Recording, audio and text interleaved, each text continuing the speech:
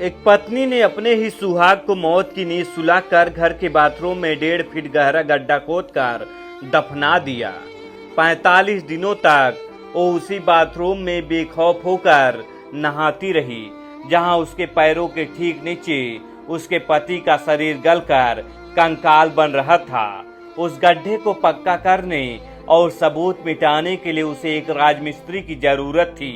इसके लिए उसने चुना मिस्त्री रवि कुमार को, जो पहले उसी के पड़ोस में एक मकान की दूसरी मंजिल बनाकर गया हुआ था और रूबी ने वहीं से उसका नंबर जुगाड़ किया। वारदात के बाद जब रवि कुमार पास के बिजपुरी गांव में काम कर रहा था, तब दोपहर के करीब 1:30 बजे उसके मोबाइल पर रूबी का फोन आता है। मिस्त्री जी, मेरे घर पर थोड़ा सा काम है, तुरंत आ जाओ। रवि ने कहा वह काम देखकर कल कर देगा। जब अगले दिन शाम को मिस्त्री रवि कुमार काम करने के लिए रूबी के घर पहुंचता है, तो घर के अंदर का नजारा देखकर उसकी आंखें फटी की फटी रह जाती हैं। वो नजारा कोई सामान्य काम का नहीं था, बल्कि कत्ल के सबूतों को छुपाने की एक छटपटाहट थी।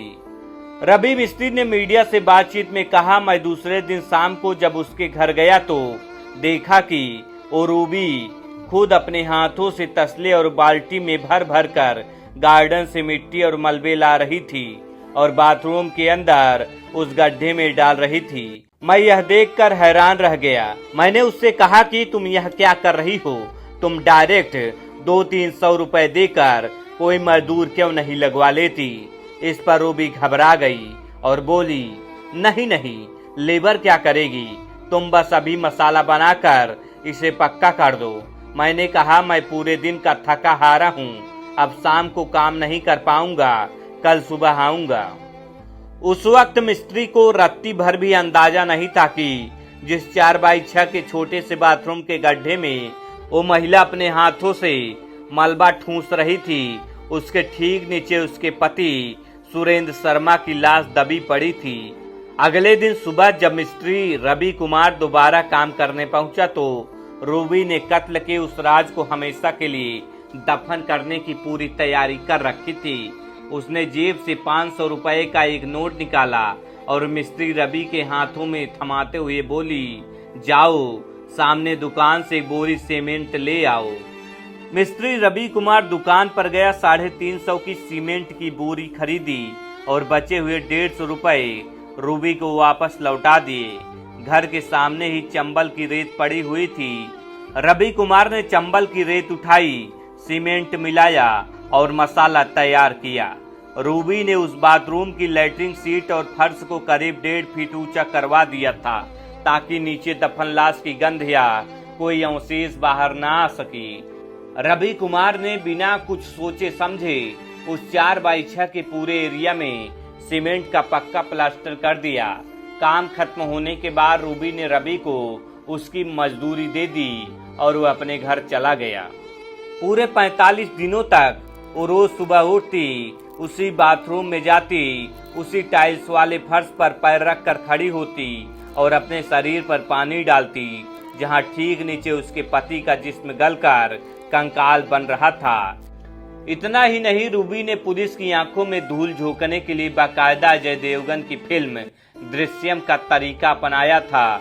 वह खुद थाने जाकर पति की गुमशुदगी की रिपोर्ट लिखवाती है, पुलिस के साथ सीसीटीवी फुटेज देखने जाती है और जब भी कोई सुरेंद्र का नाम लेता तो छाती पीटकर रोने का नाटक करने लगती। घर का सारा खर्च सुरेंद्र की बूढ़ी और अंधी माँ कमला की सरकारी पेंशन से चल रहा था, जिसे रूबी खुद उड़ा रही थी। कहते हैं पाप का घड़ा एक न एक दिन जरूर भरता है। सुरेंद्र के बड़े भाई अनिल शर्मा को जब रूबी के बर्ताव और पेंशन के पैसों में हेर फेर पर शक हुआ, तो उन्होंने रूबी को अपनी बातों के जाल में फंसाया और कहा, रूबी सच बता दे, मैं तुझे बचा लूंगा। इस झांसे में आकर रूबी टूट गई और उसने गुनाह कबूल कर लिया। अनिल शर्मा ने तुरंत पुलिस को इत्तला दी।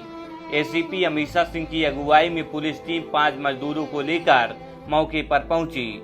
जब फावड़े और कुदाल से उस बाथरूम की चमचमाती टाइल्स और मिस्त्री रवि कुमार के किए हुए उस सीमेंट के पक्के प्लास्टर को तोड़ा गया तो अंदर का नजारा देखकर पुलिस कर्मियों की भी रूह कांप गई। 45 दिन बीतने के कारण मांस पूरी तरह सड़कर बह चुका था और गड्ढे से सिर्फ और सिर्फ सुरेंद्र शर्मा का नरकंकाल और हड्डियां बरामद हुई।